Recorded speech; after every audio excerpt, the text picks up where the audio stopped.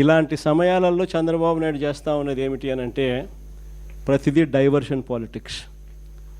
ప్రజల్లోకి పోయే పరిస్థితి లేదు కాబట్టి ప్రతిదీ కూడా డైవర్షన్ పాలిటిక్స్. ఒక ఇష్యూ ఏదైనా జరుగుతూ ఉంది అని అంటే చాలు, ఆ ఇష్యూ పెద్దది అవుతుంది అని అంటే చాలు దాన్ని బ్రేక్ చేయడం, దాంట్లో నుంచి డైవర్ట్ చేసేయడం.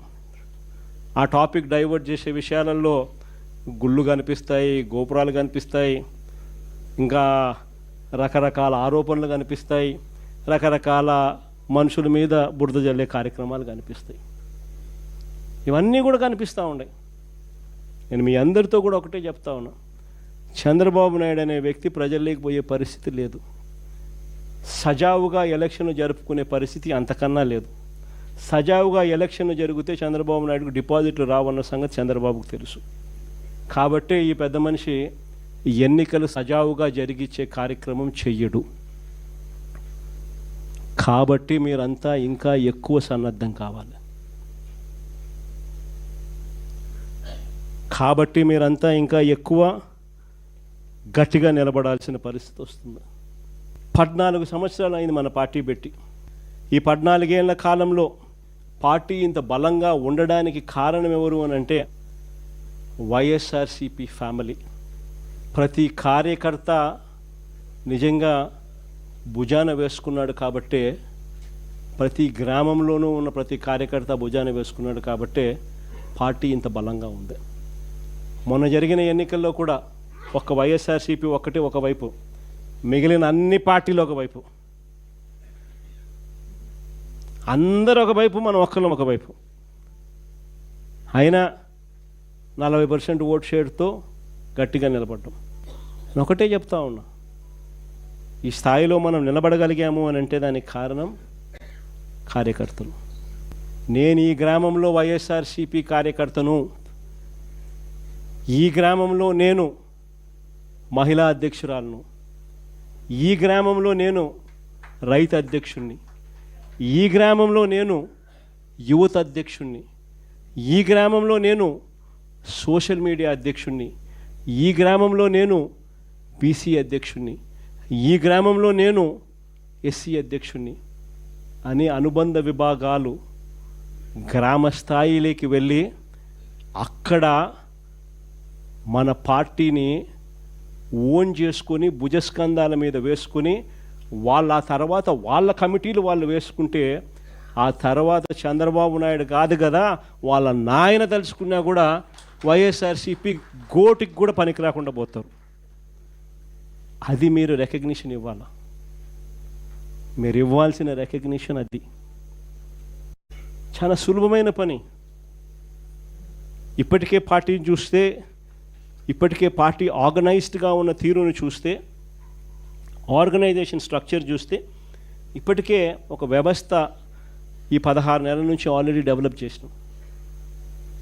రీజనల్ కోఆర్డినేటర్స్ ఉన్నారు, జిల్లా అధ్యక్షుల్ని ఆల్రెడీ నియమించినాం, పార్లమెంట్ అబ్జర్వర్స్ ఆల్రెడీ ఉన్నారు, పార్లమెంట్ సెక్రటరీస్ కింద ప్రతి రెండు నియోజకవర్గాలకు అబ్జర్వర్ స్టేటస్లో ఒక పార్లమెంట్ సెక్రటరీని కూడా నియమించినాం, కాన్స్టిట్యున్సీ ఇన్ఛార్జీలు ఉన్నారు. వీళ్ళంతా కూడా డిస్ట్రిక్ట్ కమిటీసు, మండల్ కమిటీసు, గ్రామ కమిటీసు వేసే దిశగా వీళ్ళంతా కూడా అడుగులు వేస్తూ ఉన్నారు.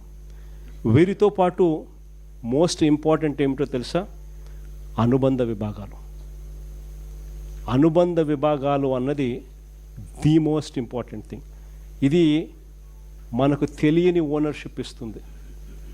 పార్టీ మీద, పార్టీని ప్రేమించే వాళ్ళు ఇది మా పార్టీ అని చెప్పి ఓన్ చేసుకునే ఒక గొప్ప ఓనర్షిప్ ఇస్తుంది ఈ అనుబంధ విభాగాలు.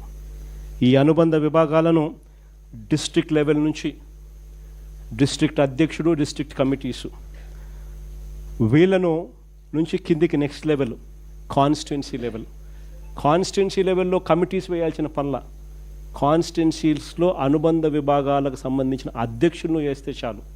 ఎందుకనంటే వాళ్ళు నియోజకవర్గ స్థాయిలో గ్రామ స్థాయి వరకు సూపర్విజన్ చేస్తారు.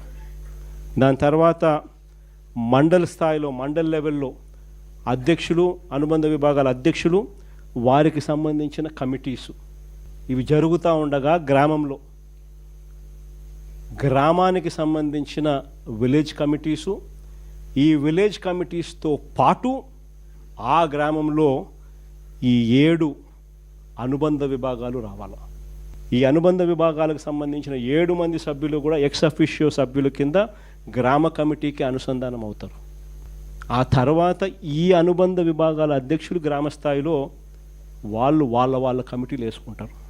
అలా కమిటీలు వేసుకున్నాక మనం వీళ్ళందరికీ ఐడి కార్డులు ఇస్తాం.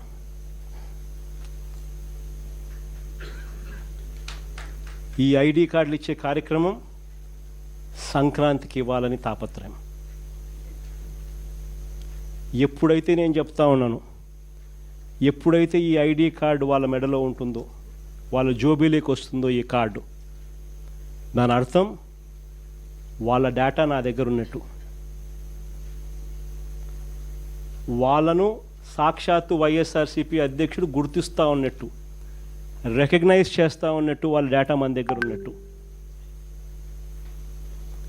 ఆ గుర్తింపు ఎప్పుడైతే ఆ గ్రామ స్థాయిలో ఉన్న వ్యక్తికి ఎప్పుడైతే వస్తుందో, అప్పుడు ఈరోజు పార్టీని లీడ్ చేసేది గ్రామ స్థాయిలో అనుబంధ విభాగాలకు సంబంధించిన ఈ అధ్యక్షులు లీడ్ చేయడమే కాకుండా, రేపొద్దున మన గవర్నమెంట్ అధికారంలోకి వచ్చిన తర్వాత వాళ్ళను ముందరబెట్టి వాళ్ళకు మంచి చేయడమే కాకుండా ప్రజలకు కూడా వాళ్ళ ద్వారా మంచి చేసే కార్యక్రమం కూడా జరుగుతుంది.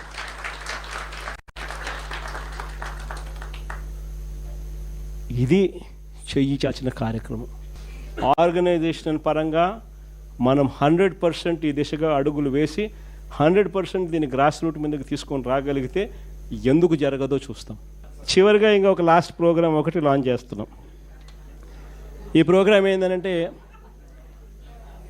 మన కార్యకర్తల కోసం రాష్ట్రంలో అన్యాయానికి గురైన ఏ కార్యకర్త అయినా కూడా డిజిటల్ బుక్ ఇప్పుడు లాంచ్ చేస్తా ఉన్నాం. మీ అందరి సమక్షంలో రేపొద్దున రాష్ట్రంలో ఎక్కడ ఎవరికి ఏ అన్యాయం ఇప్పటికే జరిగినా ఆ డిజిటల్ బుక్ను వీళ్ళు దీన్ని ఉపయోగించుకొని 2 రకాలుగా ఈ డిజిటల్ బుక్ పనిచేస్తుంది. /digitalbook/vySRCP.com లోకి వెళ్ళి ఎంటర్ అయ్యి మీ ఫోన్ నెంబర్ను టైప్ చేయగానే ఓటీపీ వస్తుంది. దాన్ని ఎంటర్ చేయగానే లొకేషను, కెమెరా, పర్మిషన్ అడుగుతుంది. అది మీరు ఇవ్వగానే మొదట మీకు జరిగిన అన్యాయం గురించి వివరాలు అడుగుతుంది, మీరు నమోదు చేయాలి. ఆ తర్వాత మీ దగ్గర ఏమైనా ఈ అన్యాయానికి సంబంధించిన ఫోటోగ్రాఫ్స్, ఆధారాలు, ఇంకా ఏదైనా అప్లోడ్ చేసే కార్యక్రమాలు కూడా చేయాలి. ఆ తర్వాత అది ఆటోమేటిక్లీ ఆ డిజిటల్ బుక్లో స్టోర్ అయిపోతుంది. ఇది ఒక రకమైన పద్ధతి. రెండో